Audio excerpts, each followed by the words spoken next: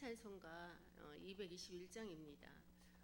새 찬송가 1962년 604장에 처음 수록될 때부터 작시나 작곡자가 미상으로 있었습니다. 근데 작사자는 미국의 아이나 오그돈이 이 여사가 1901년경에 작시한 거, 생명수 흐르는 곳에 살리라, Living Where the Healing Waters Flow라는 것을 번역한 것이에요.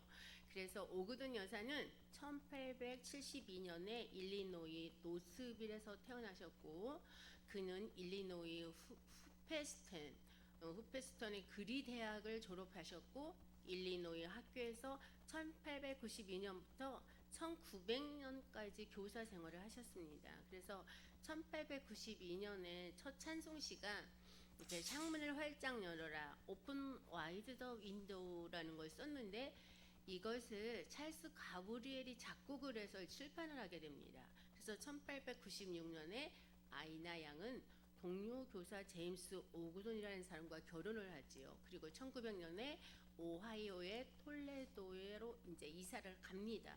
그리고 거기서 아들 하나를 낳아요. 독자 아들을 낳는데 윌리엄을 낳습니다. 그때 거기서 이 찬송시를 썼다고 합니다. 이 찬송은요, 요한계시록 22장 1절에 보면 수정같이 맑은 생명수의 강을 내게 보이니 하는 말씀이 있어요. 이것을 배경으로 지은 시입니다. 그래서 미국의 복음 찬송가의 작가이고 그 다음에 복음 전도 가수인 피터 빌혼이라는 목사님이 작곡한 천국 찬송입니다.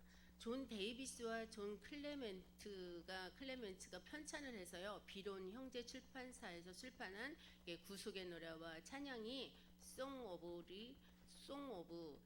Redemption and Praise라는 이 찬양곡이 있는데 1906년에 96장에 여기에 발표된 곡입니다. 그래서 우리 찬송가에는요, 그녀가 작시한 두 편의 찬송이 있어요.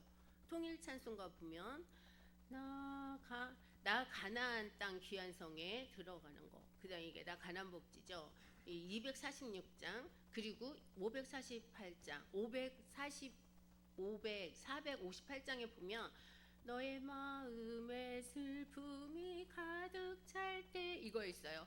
너의 마음에 슬픔이 가득 찰 때, 이 찬양이요. 그 다음에 비론의 성은요, 본래 풀혼이라고 되어 있어요. 그랬는데 일리노이주 오타와 법원이 아브라함 링컨이라는 판사의 판결로 이게 이제 개명이 하죠. 빌혼이라는 성을 갖게 됩니다. 성이 개명이 아니라 원래 본래는 이 성이었는데 이렇게 성을 바꾸게 되죠. 빌혼으로 이렇게 이 사람이 이 판사가 판결을 합니다. 풀혼이 아니라 빌혼으로 해라 이렇게. 그래서 빌혼은요, 형제들과 함께 마차를 제조하는 제조업을 하게 됩니다. 그런데 1883년에 무디 목사님의 교회에서 열린 부흥 집회가 있어요. 부흥 집회에서 주님을 영접하게 됩니다. 그런데 이 사람이 얼마나 미성을 갖고 있는지 아주 목소리가 아주 정말 좋아요. 그리고 창의력도 있어요. 그래서 그는 조지 루트와 조지 스테빈스에게서 음악을 공부하게 됩니다. 그리고 무디에 의해서 복음 찬송 작곡가와 찬양자로서 발탁이 되어서 빌리 선데이 목사의 부흥에서 찬양을 하게 됩니다. 그래서 평생 이 사람이 2000여 편의 아름답고 은혜스러운 찬송을 작시하고 작곡하였습니다. 그래서 그는 집회 때마다 대형 오르간을 이동하는 일이 너무너무 힘들어요. 오르간, 피아노 생각해 보세요. 그 이동하려면 얼마나 힘들겠습니까? 그래서 휴대용 오르간을 연구하고 개발을 합니다. 그래서 시카고에서 비론 휴대용 오르간 회사를 만들어 가지고 아주 큰 돈을 막 벌어요. 그리고 그 돈을 갖다가 자기 개인적으로 쓴 게 아니라 선교 사업에 헌금을 합니다. 그래서 비론의 전성기는 언제냐? 1900년으로 영국 크리스털 팰리스라 해서 수정 궁전에서 4,000명의 찬양대를 지휘를 합니다. 그리고 빅토리아 여왕은 그를 버킹엄 궁전에 이렇게 초대해갖고 찬양을 부르게 해요. 그래서 그가 작곡한 찬송 중에 우리 찬송가에 채택된 거는 5편이 있어요. 통일 찬송가. 내가 늘 의지하는 예수, 이게 86장이고요. 246장 내 주의 나라와, 그 다음에 347장 겸손히 주를 섬길 때 이거 그다음에 260장 여러분 잘 부르는 새벽부터 우리 이 찬양도 그분이 한 겁니다. 그리고 지난주에 제가 찬양 들어는 하나님의 은혜로 이 찬양 410장 이렇게 5곡을 그분이 작곡을 작시를 했어요. 그래서 작곡한 이거를 갖다 통일 찬송가에 5곡이 실려 있어요. 이 찬송가는 오늘 불른 221장 찬송가는 이스라엘 백성들이 시내 광야를 방황하면서 적과 꿀이 흐르는 가나안 땅을 고대하는 모습을 간절하게 담고 있는 찬양입니다. 그곳은 어떤 곳이에요? 영원한 생명의 강이 흐르는 여호와 하나님께서 예비하신 곳 가나안 땅 그곳이잖아요. 우리가 지금 가기 위해서 지금 발버둥 치고 우리가 살고 있는 곳입니다. 황량한 사막 벌판에서 불과 기름 기둥으로 밤낮 인도하시고 만나로서 줄인 배를 채워주시는 무한하신 하나님의 사랑, 그 사랑을 베푸시는 분과 길이길이 살고 싶은 소망이 바로 우리 모두의 그리스도인들의 간절한 소망 아니겠습니까? 그래서 공명은요 가나안 성이에요. 이것이 우리한테 암시해 주는 것처럼 현실의 고난의 삶 너머에 있는 주님과 함께하는 삶에 대한 간절한 열망이 엿보이는 아름다운 찬송가입니다. 오늘은 지난주 11강에 이어서 12강 지난주 정치를 했어요. 오늘은 헌법에 대해서 우리 배워보려고 해요. 교회 헌법은 어떤 것이 있는지 교회 헌법이 무엇인지를 알아야 또 우리가 교회를 할 때 이끌어갈 때 잘 교회를 이끌어갈 수 있겠죠. 오늘은 그래서 일반론에 머물지 않고 일반 헌법 이런 거 모든 거 이런 거 전반적인 게 머물지 않고 특별히 장로교회에서의 관점에서 교회 헌법을 공부하려고 합니다. 왜냐하면 장로교회에서 교회 헌법은요 단지 행정적인 문서가 아니고요 교회의 머리 대신 그리스도의 통치가 교회 안에서 어떻게 질서 있게 구현되는가를 보여주는 매우 중요한 수단이기 때문입니다. 장로교는요 본질적으로 질서의 교회입니다. 그러나 여기서 말하는 질서라는 거는요 관료주의적 질서나 세속적인 통제 체계가 아니고요. 그것은 하나님 말씀에 복종하는 질서를 말하고 있습니다. 그래서 공동체를 보호하는 질서가 있고요. 그다음에 직분과 회유와 권징을 통해서 그리스도의 통치를 드러내는 질서를 말하고 있어요. 따라서 장로교회에서 교회 헌법은 단순히 교회의 운영인 매뉴얼이 아니라 장로교 교회론이 제도화된 형태라고 말할 수가 있습니다. 그래서 오늘 강의에서는 먼저 교회 헌법의 개념을 장로교적으로 정의를 해보고요. 그 다음에는 신학적인 의미와 또 성경적인 근거를 살펴본 뒤에 장로교 헌법의 구성과 특징, 그다음에 이런 정관과의 관계와 실제 목회 현장에서 이것이 어떻게 적용하는지를 차례로 살펴보려고 합니다. 장로교 관점에서 교회 헌법의 정의는요. 일반적 정의를 넘어선 장로교적 정의를 말합니다. 그래서 장로교 관점에서 교회 헌법은 단순히 교회의 운영 규정이 아니라는 거죠. 보다 정확히 말씀드리면 이러이러한 정의를 할 수 있는데 잘 들어보시기 바랍니다. 교회 헌법은 성경과 개혁주의 신앙 고백에 기초하여서 예수 그리스도의 왕적 통치 아래 교회의 교리나 정치나 예배나 권징 또는 회의 직분 질서를 규정하는 장로교회의 최고 규범적인 질서를 말하고 있는 거예요. 그래서 이 정의는요. 장로교회의 핵심이 다 들어있는데 첫 번째 성경에 기초해야 됩니다. 두 번째는요. 개혁주의 신앙 고백과 연결이 돼야 돼요. 세 번째는 그리스도의 왕권 아래 있어야 되고요. 네 번째는 교회의 정치와 권징과 예배를 함께 다루어야 합니다. 다섯 번째는 공동체 질서를 위한 최고의 규범입니다. 이렇게 이 5가지를 들 수가 있어요. 그러면 장로교회 헌법이 왜 중요할까요? 장로교회는 교회의 정치 형태를 매우 중요하게 생각합니다. 지난주 정치에 대해서 말씀드렸죠. 왜냐하면 장로교회는 어떻게 다스려지는가가 단순한 행정의 문제가 아니고요. 교회가 무엇인가에 대한 신학적인 문제라고 보기 때문입니다. 그래서 장로교회는 다음과 같은 걸 믿어요. 어떤 걸 믿느냐? 첫 번째, 교회의 머리는 인간이 아니라 그리스도이다. 예수 그리스도를 믿는 거예요. 아, 그러면 침례교나 뭐 이런 다른 교회는 다른 걸 믿나? 잘 들어보시면 차이점에 대해서도 이따 말씀드리겠습니다. 그리스도는 두 번째, 말씀과 성령으로 교회를 다스리시는 거예요. 세 번째는 그 다스리심은 임의적이거나 혼란스럽지가 않다는 거고요. 네 번째는 직분과 회의와 치리를 통해서 공적으로 나타난다는 겁니다. 그러므로 교회는 제도적 무질서를 방치해서는 안 된다는 거예요. 그래서 장로교회는 정치 형태를 부차적인 문제로 여기지를 않습니다. 장로교회에서 정치라는 것은 단순히 권력 구조가 아니고 그리스도의 교회가 어떻게 공적으로 질서를 또한 갖추고 살아갈 것인가에 대한 신학적인 응답이라고 보시면 돼요. 그런 점에서 교회 헌법은요, 장로교회의 자기 고백이고 자기 질서의 표현입니다. 그래서 장로교회 헌법의 가장 중요한 신학적인 토대는요, 그리스도의 왕권에 있다는 거예요. 그래서 장로교는 국가처럼 주권이 회중에게 있다고 보지 않아요. 그렇다고 감독 개인에게 있다고 보지도 또한 않습니다. 오직 교회의 주권과 머리 대심은 누구? 예수 그리스도께만 있다, 이렇게 보고 있어요. 그래서 웨스터민스터 전통은요, 교회의 머리가 오직 주 예수 그리스도 있음을 강조하는 거예요.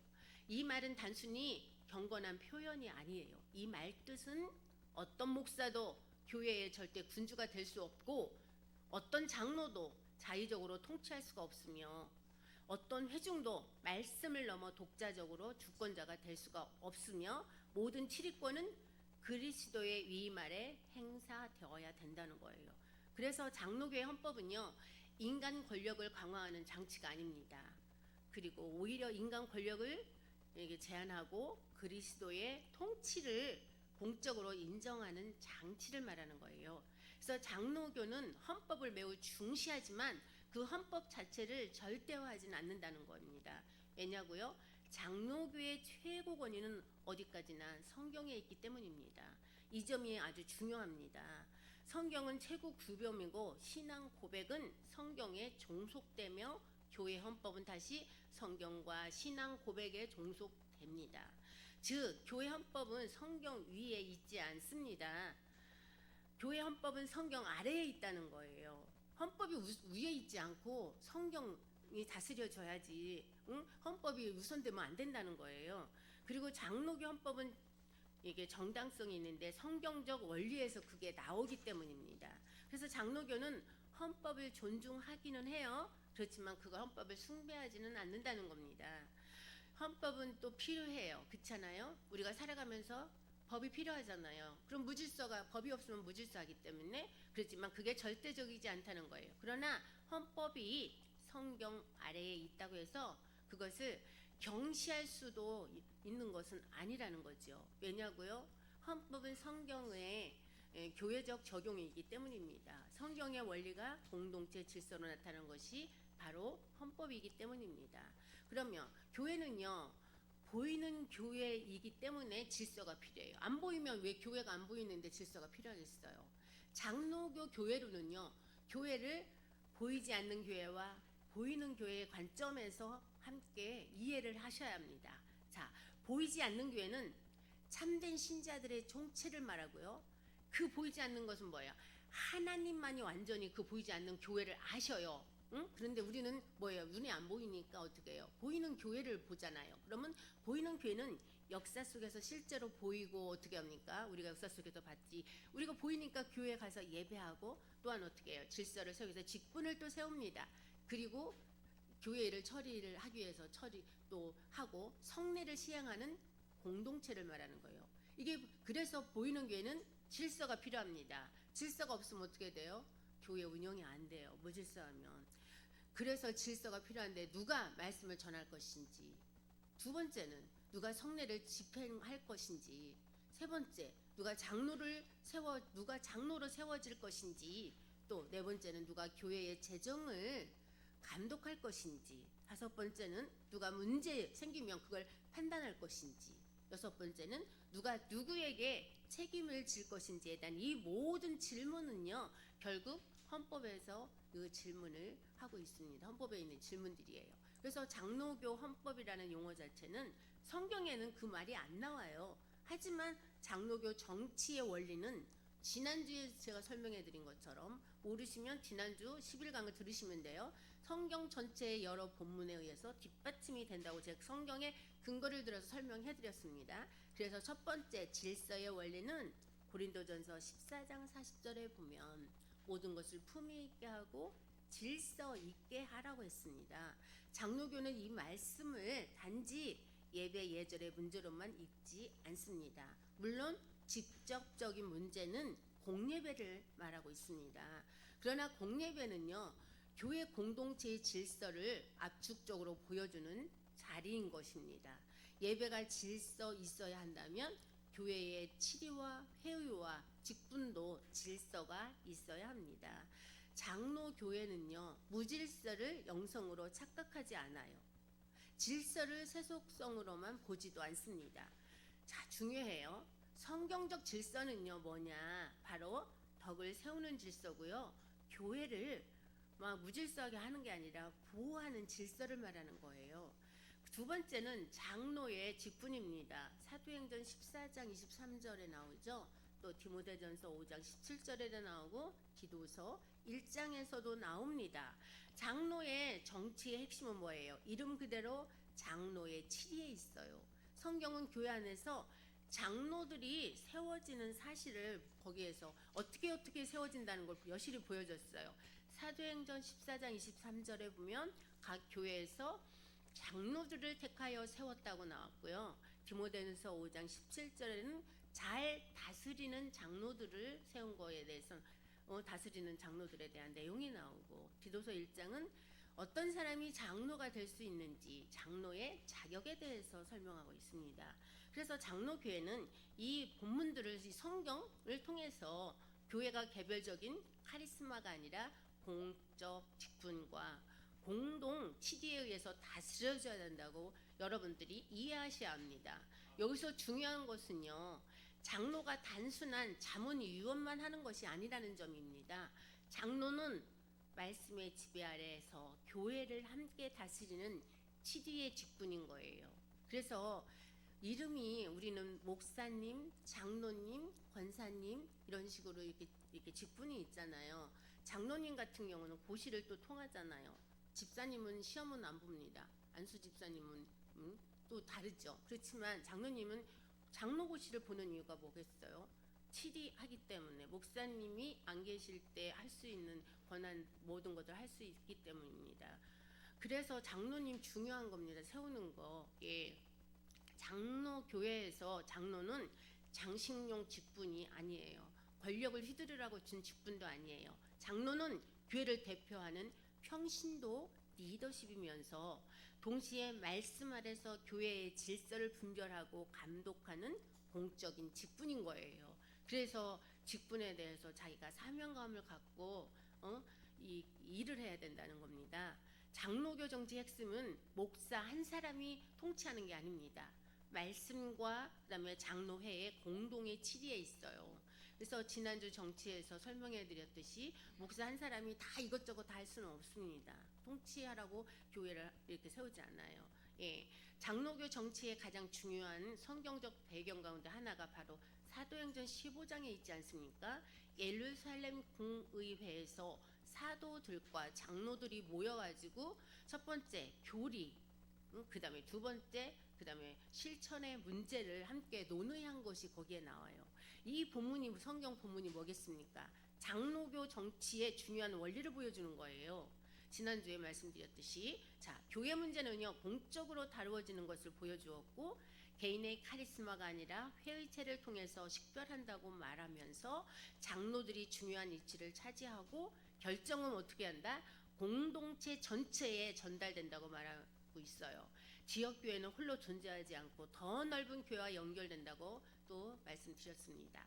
장로교회는 바로 이 점에서 당회, 노회, 총회, 세션과 프레즈비터리와 제너럴 어셈블리 이런 원리를 발전시키는 거예요. 당회가 있고 그다음에 노회가 있고 총회가 있는 것입니다. 장로교 헌법의 큰 축 가운데 하나가 바로 권징이라는 게 있습니다. 권징에 대해서 제가 6강인가 보면 그게 나와요. 그게 강의를 앞으로 쭉쭉 돌려서 보시면 나옵니다. 권징은 교회의 거룩을 지키기 위한 그리스도의 명령을 말하는 것입니다. 마태복음 18장에 나오죠. 단계적인 권면과 교회적인 판단에 대해서 설명해주고 있고, 고린도전서 5장에 보면 공개적인 죄에 대한 공동체적 처리에 대해서 설명해주고 있고, 갈라디아서 6장 1절에 보면 온유한 심령으로 바로 잡음에 대해서 말하고 있어요. 장로교는 권징을 비복음적 억압으로 보지는 않습니다. 오히려 말씀과 회복을 위한 목회적 치리로 이해하셔야 합니다. 그렇기 때문에 자의적으로 해서는 안 되고요. 자기가 이게 옳고 그름을 판단해서 아유 저 사람 내가 꼴보기 싫으니까 교회에서 쳐내 이런 게 아니라 했잖아요. 반드시 헌법적인 절차 안에서 시행을 해야 돼요. 그래서 장로교 헌법의 구조를 이해하시려면 먼저 지난주에 정치에 대해서 설명드렸듯이 정치 원리를 아셔야 헌법을 이해할 수가 있습니다. 장로교 정치의 핵심 원리는요. 첫 번째, 그리스도의 중심성에 있어요. 교회의 머리는 예수 그리스도이십니다. 그렇죠? 두 번째는 말씀 중심성이에요. 모든 치리와 질서는 성경의 규범 아래 있어야 한다는 거고, 세 번째 대표성은요. 교회는 선택된 직분자들을 통해서 공적으로 다스려집니다. 네 번째, 공동 치리하는 데 있어서 한 사람이 독단적으로 치리하는 게 아니라 회의를 통해서 그 치리가 이루어진다는 거예요. 그리고 다섯 번째, 연결성은요. 개교회는 독립된 교회가 아니고 더 넓은 교회와 연결되어 있다는 겁니다. 그리고 여섯 번째, 권징의 합법성은 치리라는 것은 뭐예요? 사랑을 하는 이름으로 이렇게 우리가 감싸고 회복시키는 거잖아요. 그래서 사랑이라는 이름으로 사랑하니까 우리 생략하자 이런 게 없고, 법이라는 이름으로 또 남용되어서도 안 된다는 겁니다. 그거를 마구 휘둘려서는 또 안 돼요. 자, 장로교 헌법의 특징이 있습니다. 다른 정치 형태와 비교할 때 더욱 이 특징이 어떻게 도드라지는지 분명해지겠죠. 그러면 지난주에 배운 감독 정치와 비교를 해보겠습니다. 장로교는요. 감독 한 사람의 상향식 지배 구조를 따르지 않는다고 했어요. 권위는 개인 감독에게 집중되지 않고요. 회의체와 직분의 질서 속에서 배분이 된다는 겁니다. 두 번째, 회중 정치와 또 비교를 해볼까요? 장로교는 최종 권위를 회중의 직접 민주주의에 두지 않습니다. 회중은 중요해요. 그렇죠? 그렇지만 모든 판단을 직접 투표로 해결하는 구조를 지향하지는 않는다는 거예요. 투표했으니까 우리 자유민주주의니까 이렇게 결정하자, 이렇게 저렇게 하자, 이렇게 그걸 아우 좋은 방법이다 이렇게 채택하지는 않는다는 거예요. 장로교는요. 이게 직분의 대표성과 상회의 권위를 함께 강조합니다. 그러면 장로교 정치는 독재도 아니고 직접 민주주의도 아니라는 거지요. 장로교 정치라는 것은 그리스도의 주권 아래서 말씀의 규범에 따라서 직분자들의 공동 치리와 또한 상회의 질서를 통해 교회를 다스리는 방식으로 이루어지는 겁니다. 그러면 교단마다 용어와 배열은 조금씩 다를 수 있어요. 차이가 있어요. 그렇지만 장로교 헌법은 대개 교리, 표준과 연결이 됩니다. 특히 개혁주의 장로교 전통에서는 웨스트민스터 신앙고백서와 대소요리 문답이 중요한 기준이 되고 있어요. 그래서 이 점이 아주 중요한데요. 장로교 헌법은 정치 규정만으로 이루어지지 않는다는 겁니다. 그래서 정치와 권징은 교리와 분리되지 않습니다. 즉 뭐냐, 장로교 헌법이라는 것은 우리는 무엇을 믿는가? 우리는 무엇을 믿어요? 교회의 머리 되시는 예수 그리스도 하나님 아버지를 믿지 않습니까? 두 번째, 우리는 어떻게 다스려지는가? 이걸 함께 묶어주는데 뭐냐?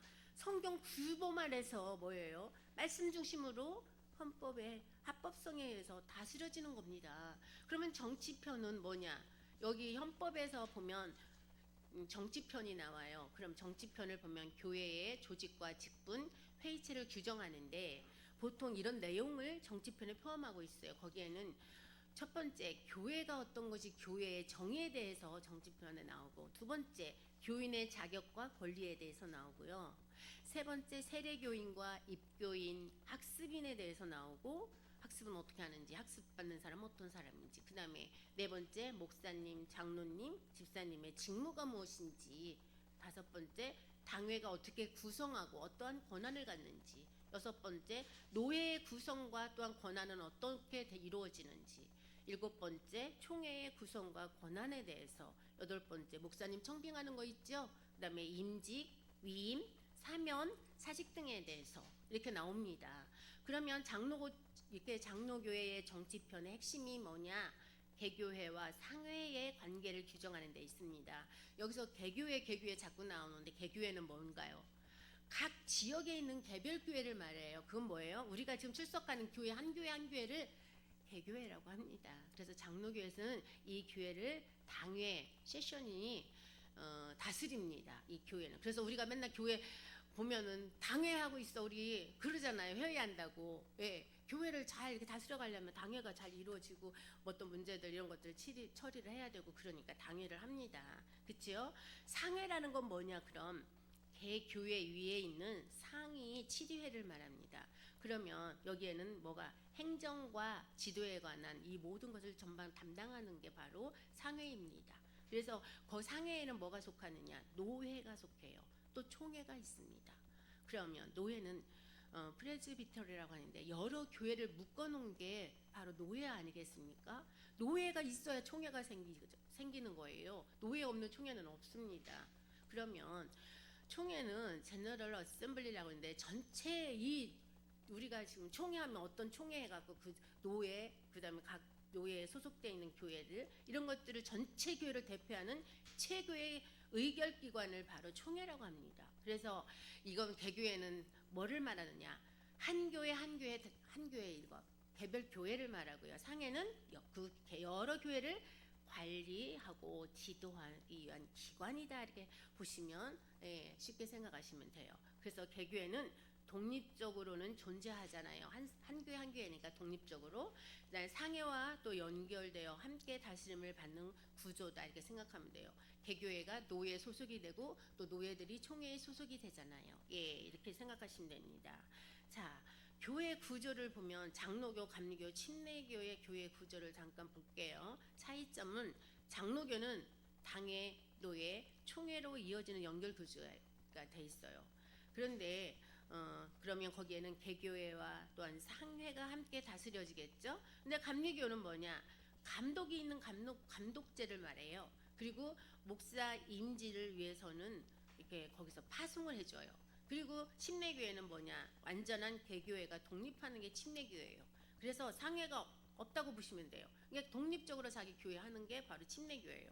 연합체는 있어요. 그런데 강제력도 없어요. 여기는. 그래서 장로교회는 이렇게 다 연결이 돼 있잖아요. 노회, 총회, 개교회가 이렇게. 그리고 감리교회는 감독 중심이고 그다음에 침례교회는 완전 독립체다. 이렇게 생각하시면 더 쉽겠죠. 그러면 이 교회들을 보면은요. 구조가 그렇게 되어 있는데 교회 구조는 구원의 이해를 볼 때 보면 예정론은 우리 장로교 강하지요. 그런데 감리교회는 그게 거부를 해요.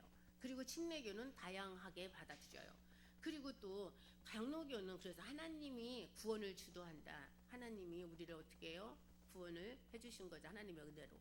그런데 감리교는 인간의 응답이 중요하다. 이렇게 말하고 침례교는 개인의 믿음이 결단이 있는 것이 중요하다. 이렇게 우리하고 틀려요. 구원을 이해하는 방식에 있어서 세례 방식도 우리가 이해를 보면은 장로교나 감리교는 유아세례를 인정하지만 침례교는 세례를 인정 안 합니다. 반드시 신앙 고백을 한 후에 세례를 줘요. 그리고 침수죠. 이렇게 완전히 침수해서 딱 나오는 그 세례를 합니다. 우리 감리교나 장로교는 그러니까 성부와 성자와 성령의 이름으로 해서 이렇게 물 뿌림 하시잖아요. 예배 분위기는요. 우리는 찬송가 중심이에요. 장로교는. 그런데 감리교는 찬송가와 현대적인 찬양을 합니다. 그러면 침례교는 아주 CCM과 밴드를 중심으로 하는 게 바로 그래서 침례교예요. 그래서 거룩거룩하는 교단하고는 좀 틀린 게 해서 2단이니 3단이니 이런 논란도 많이 이런 것들이 그래서 나오는 겁니다. 그래서 종합해 본다면 장로교는 질서와 교리를 중시하고 그다음에 감리교는 균형 있는 걸 중시하며 침례교는 자유와 자기 감정 표현을 중시합니다. 그래서 우리 장로교에서 번증은 부속적인 문제가 아니고요. 번증은요, 교회의 표지와도 관련되는 매우 중요한 사안인 것입니다. 그래서 번증 조례는 이런 것들을 다뤄요. 첫 번째, 번증하는 목적이 무엇인지. 두 번째, 범과 어떤 죄가 있는지 그 종류. 세 번째는 고소한 거하고 고발한 거. 네 번째는 재판국이나 혹은 취지회의 재판에 대해서. 다섯 번째, 피고인의 권리에 대해서. 그 다음에 여섯 번째, 증거와 증인에 대해. 일곱 번째, 판결과 집행에 관한 거. 여덟 번째, 상소와 소원 등에 대해서 말을 그렇게 다루고 있어요. 그런 사안들을. 근데 장로교에서의 권증은 단순히 도덕적인 통제가 아닙니다. 권증은요, 교회의 거룩과 진리와 질서를 보존하는 목회적인 수단입니다. 그래서 예배 모범이라는 것은 이 공예배의 정신과 원리를 제시해 주는데, 장로교의 전통은 예배의 자유를 인정하면서도 그것을 방임하지는 않는다는 거예요. 예를 들면 주일 공예배, 두 번째는 기도와 설교, 그 다음에 세 번째 찬송, 네 번째 성례, 다섯 번째 세례와 성찬, 여섯 번째는 혼인 예식, 일곱 번째는 장례 예식, 여덟 번째는 금식과 감사의 날. 이런 것들을 장로교 예배 모범은 형식주의보다는 원리를 중시하기 때문이에요. 형식에 치우치잖아요. 그러나 원리가 있다고 해서 아무렇게나 해서도 안 된다는 거지요. 그래서 시행 규정과 세칙이라는 게 있어요. 그래서 실제 각 교단은 헌법 조문 외에도 시행 규정, 또 선거 규정, 또 재산 관리 규정, 회의하는 그 규칙이 있죠. 그것들 이렇게 세웁니다. 그래서 다만 장로교 헌법 질서에서 분명한 원칙은 이것인데 뭐냐? 하위 규정은 상위 규범인 헌법에 위배될 수가 없다는 거예요.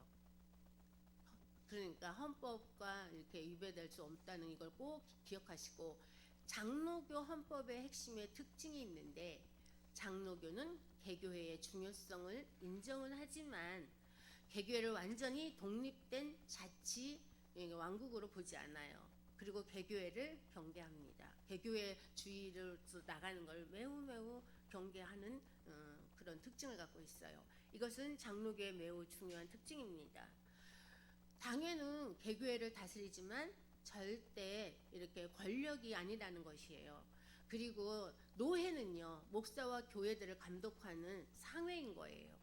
그래서 총회는 교단 전체의 질서와 교리를 다루는 최고 회의 기관입니다.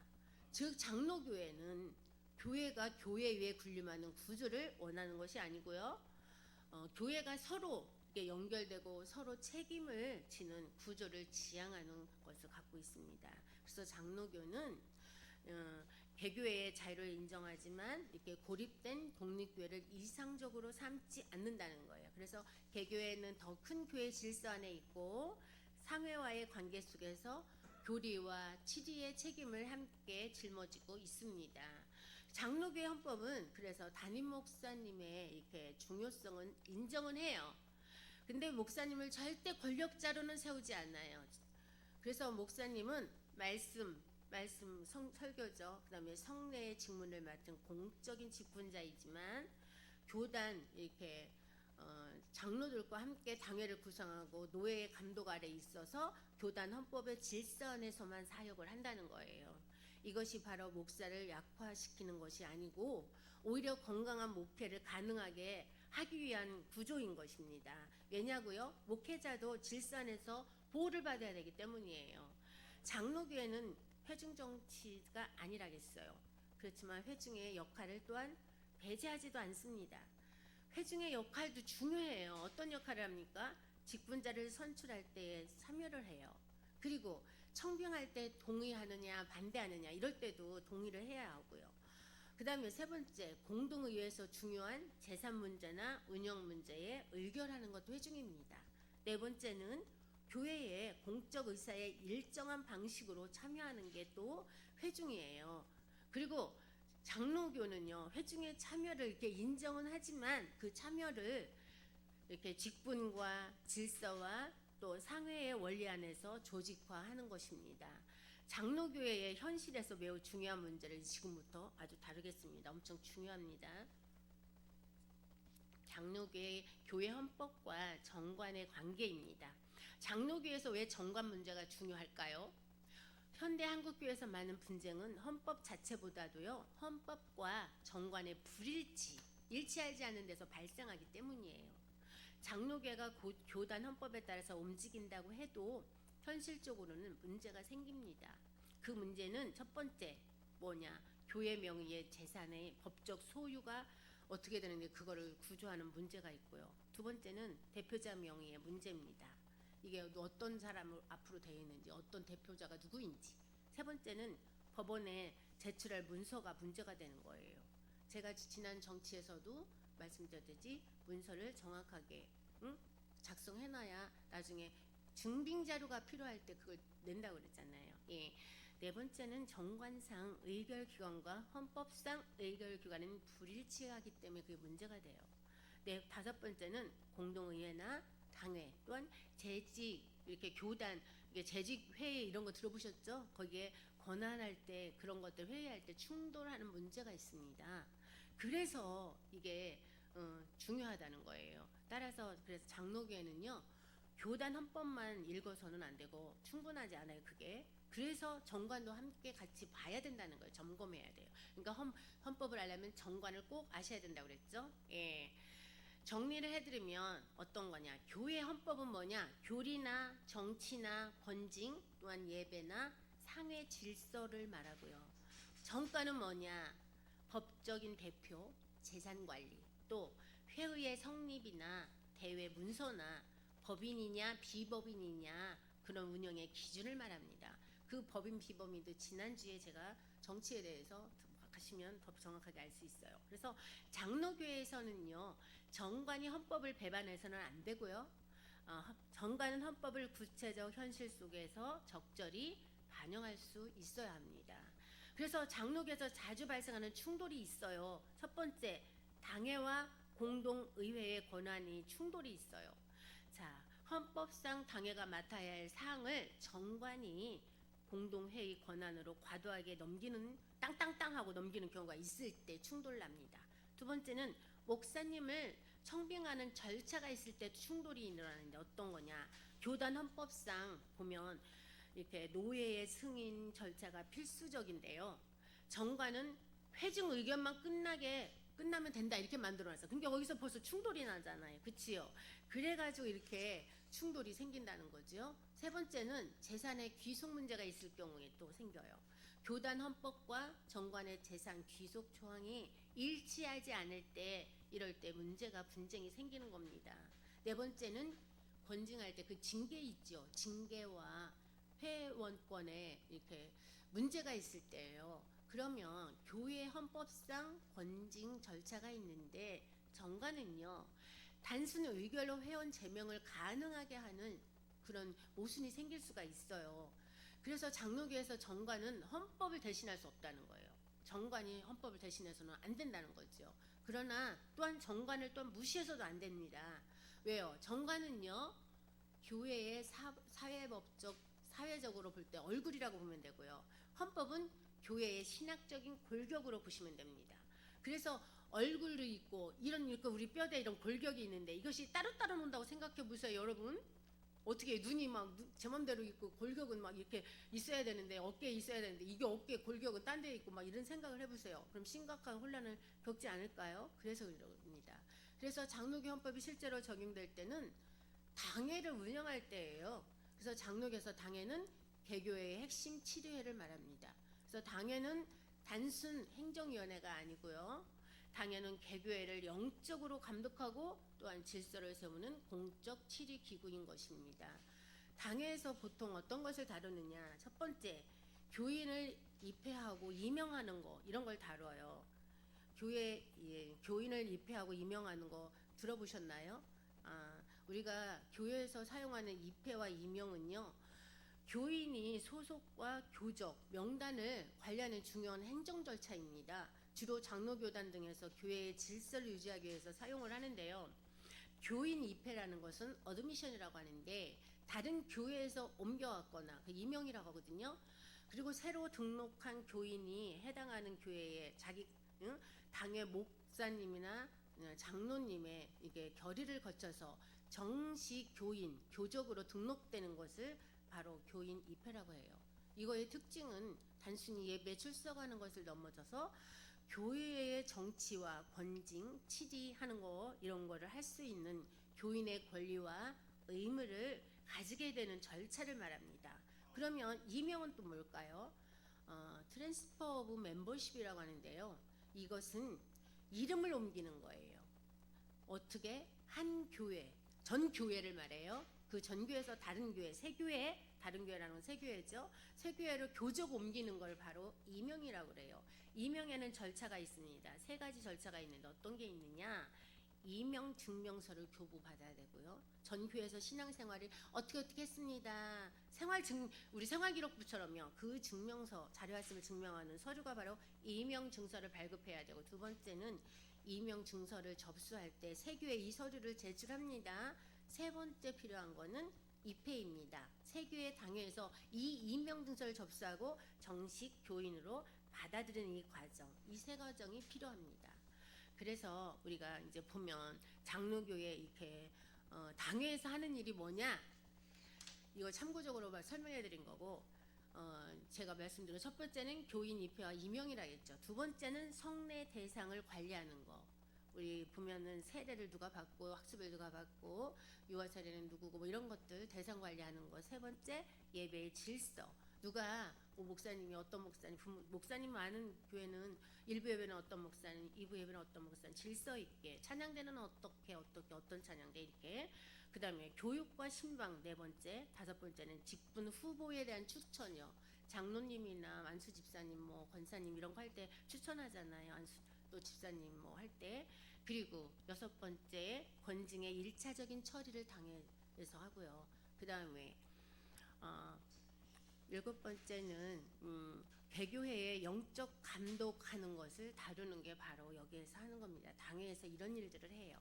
그러므로 장로교회 헌법을 제대로 이해하지 못한다면 당회는 쉽게 행정 모임으로만 전락해버리고 말 수 있어요. 그렇지만 반대로 또 권위주의가 이렇게 되기도 쉬워요. 그래서는 안 됩니다. 장로교 정치의 특징은 노예에 있습니다. 그래서 목사는 개교회의 소속처럼 보이지만 엄밀히 말씀드리면 노예 소속이라는 점을 중요하게 생각하셔야 되고요. 노예는 단순한 친목단체가 아니라 치리를 하는 기관입니다.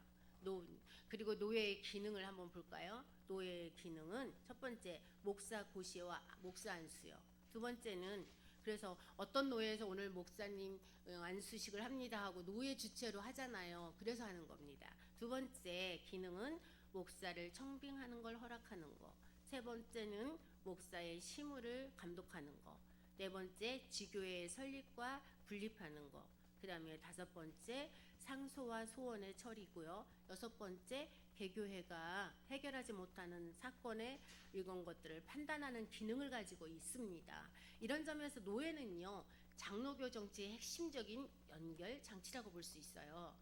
그래서 이런 점을 볼 때 장로교는 목사가 자기 교회를 자기 방식대로 운영하는 구조가 아니라는 거예요.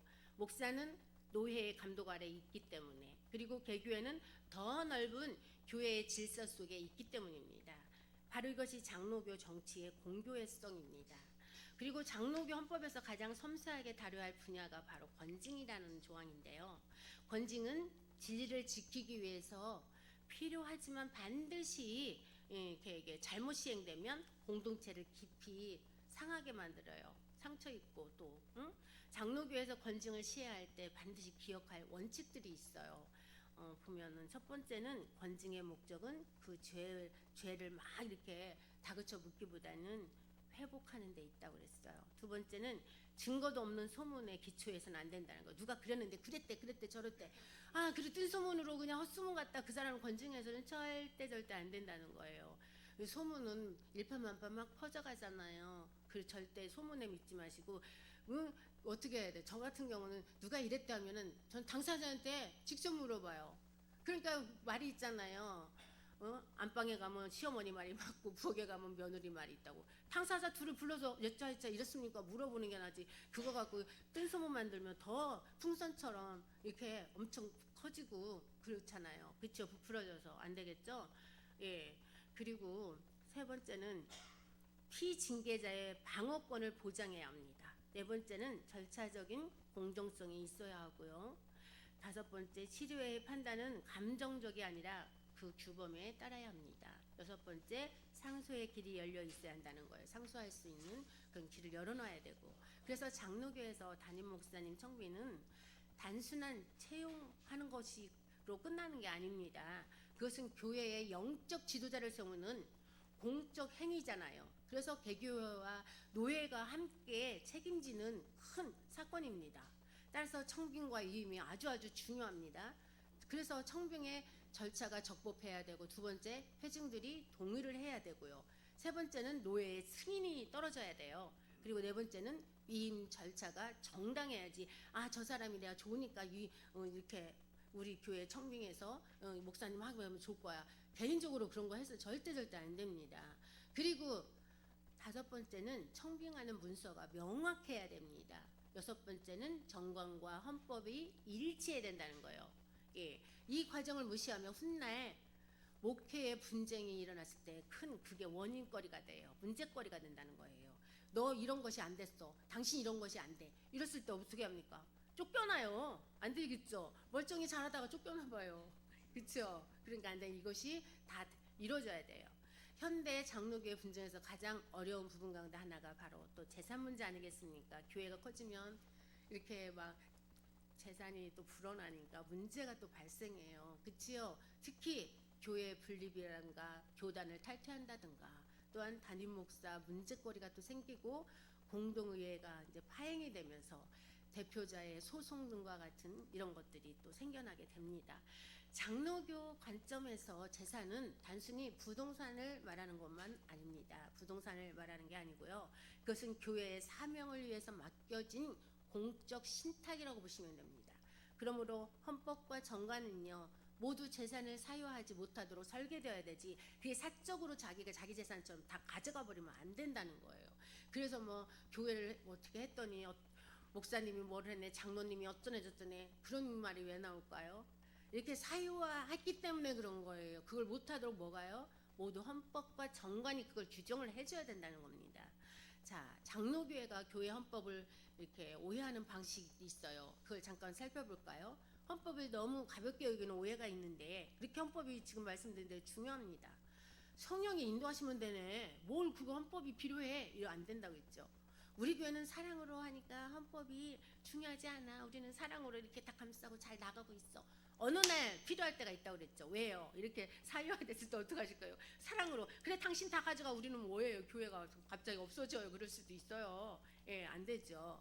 그래서 이런 말은 장로교 정치와는 맞지 않습니다. 사랑과 질서는 대립하지 않습니다.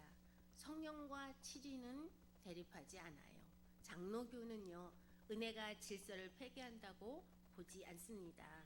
반대로 모든 문제를 이렇게 기계적으로만 처리하는 태도도 위험하다는 거예요. 장로교 헌법은 살아있는 교회를 위한 것이지 교회를 막 짓누르려고 만든 도구가 아닙니다.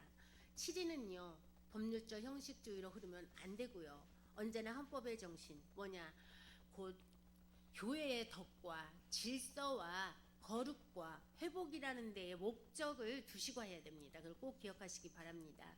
장로교는 무질서도 경계하지만 또 냉혹한 이렇게 법조주의, 법으로만 하는 것도 경계한다는 거예요. 그래서 헌법은요, 교회를 살리기 위한 질서이지 공동체를 파괴하기 위해서 만든 무기가 아닙니다. 장로교 목회자들은요, 첫 번째, 헌법을 설교만큼 익혀야 하십니다. 그리고 장로교 목회자는 두 번째, 교리를 알아야 합니다. 그리고 세 번째는 성경을 아셔야 하면서 동시에 헌법도 아셔야 되죠. 헌법을 모른다면 실제 목회 현장에서 헌법의 미숙함으로 인한 상처가 적지 않을 것입니다. 장로 선출 문제라든가 청빙 문제라든가 회의 성립하는 문제라든가 권징의 절차라든가, 다섯 번째는 공동의회 파행 문제라든가, 여섯 번째는 재정을 집행하는 문제라든가 이 모든 것이 헌법하고 연결이 돼 있습니다. 그러니까 헌법을 모르면 이런 걸 어떻게 하겠어요? 못 하잖아요. 그래서 목사님은 이런 걸 꼭 헌법 공부하셔야 되고 정치도 공부하시고 성경 읽는 만큼 성경을 아는 만큼 헌법도 잘 아시면 목회도 훌륭히 잘할 수 있습니다. 그래서 장로 교육하는 데 있어서 장로님 교육하는 거 있잖아요. 거기에도 헌법 교육을 포함해야 한다는 거예요. 장로님들도 헌법을 알아야 교회를 잘 운영해 나갈 수 있잖아요. 장로교에서 장로는 7위의 직분이라고 했잖아요. 처음에 서두에 말씀드렸듯이 7위 할 수 있어요. 그래서 근데 장로님이 헌법을 모르면 7위를 제대로 할 수 있겠어요? 못합니다. 그렇죠? 따라서 장로님 그 교육에서는 반드시 헌법이 포함되어야 한다는 거지요. 그래서 당회의 성격이라든가 직분의 범위라든가 회의의 규칙, 권징의 원리나 개교회와 노예의 관계라든지 그 다음에 재정과 헌법의 차이 등의 교육이 있어야 한다는 거예요. 장로님 교육할 때. 그리고 교회 문서를 정기적으로 점검을 해야 돼요. 실제적으로는 어떤 문서를 점검해야 하냐. 첫 번째 교단 헌법, 두 번째는 개교회의 정관, 세 번째는 재산관리의 규정, 네 번째는 선거의 규정, 다섯 번째 내부 세칙에 대한 거, 여섯 번째 재직회의 구성, 일곱 번째 직원 관리의 규정, 이런 것들, 이런 문서들이 충돌하면 거의 반드시 문제가 생기기 때문에 이런 것들을 항상 점검을 해야 됩니다. 그래서 장로교 관점에서 헌법은 단지 규정되어진 것만이 아닙니다. 교회 헌법은 그리스도의 왕권 아래 있는 교회가 어떻게 공적으로 질서를 갖추고 살아갈 것인가를 보여주는 신학적인 문서라고 했어요. 그래서 그것은 성경과 개혁주의 신앙 고백에 기초를 해서 교회의 정치와 권징과 예배와 회의를 질서 있게 구성하는 교회의 기본적인 규범입니다. 장로교회는요, 목사 한 사람의 교회도 아니고요, 회중 여론의 교회도 아닙니다. 장로교회는요, 말씀 아래에서 직분자들의 공동 치리와 또한 상회의 질서를 통해서 다스려지는 교회입니다. 그러므로 이렇게 장로교회에서 헌법은 선택사항이 아니고 교회의 본질적 질서를 지키기 위한 필수적이라는 거지요. 그리고 교회 헌법은 정관과 충돌해서도 안 되고, 헌법은 교회의 신학적인 구조를, 정관은 교회의 사법적인 구조를 담고 있습니다. 이들이 조화될 때 교회는 안으로는 거룩과 질서를 지킬 수 있고 밖으로는 책임성과 공공성을 유지할 수가 있게 됩니다. 사랑하는 여러분, 앞으로 목회 현장에 나가실 때 꼭 기억해야 할 것이 있어요. 바로 뭐냐? 장로교 목회는 설교만으로는 이루어지지 않는다는 거예요. 장로교 목회는 말씀과 기도와 성례와 신방뿐만이 아니라 헌법적인 질서에 대한 책임 있는 이해가 있어야 된다는 겁니다. 그래서 교회를 사랑하신다면 교회의 질서도 사랑해야 합니다. 그리고 교회의 거룩을 소중히 여기신다면 교회의 치리도 소중히 여기셔야 합니다. 그 점에서 교회의 헌법을 아신다는 것은 규정을 이렇게 외우는 것이 아니라 그리스도의 몸된 이 교회를 더 책임 있게 섬기는 길을 배우는 것입니다. 그래서 장로교회의 교회 헌법은 그리스도의 왕권 아래 교회의 교리와 정치와 권징을 질서 있게 구현하는 공교회적 규범이다, 이렇게 아시면 됩니다. 그래서 이렇게 교회 헌법은 정관하고 구별되고 분리될 수는 없다는 거죠. 그래서 헌법은 교회의 신학적 질서를, 정관은 교회의 법적 운영 구조를 담고 있다고 했어요. 그래서 이 둘이 충돌하지 말아야 하며 서로 보완해야 합니다. 무엇보다 중요한 것은 교회 헌법은 교회를 살리는 도구가 되어야지 사람을 억압하는 도구가 되어서는 안 되고요. 헌법의 목적은 권력을 유지하는 데 있지 않습니다. 공동체를 보호하는 데 있어요. 그리고 지배하는 데 아니라 섬기라는 데 있습니다. 그래서 혼란의 방치가 아니라 복음 안에서 질서 있게. 그래서 바른 교회 헌법은 말씀 아래에 있는 헌법입니다. 그리고 복음에 봉사하는 헌법이고요. 교회를 세우는 헌법이어야 합니다.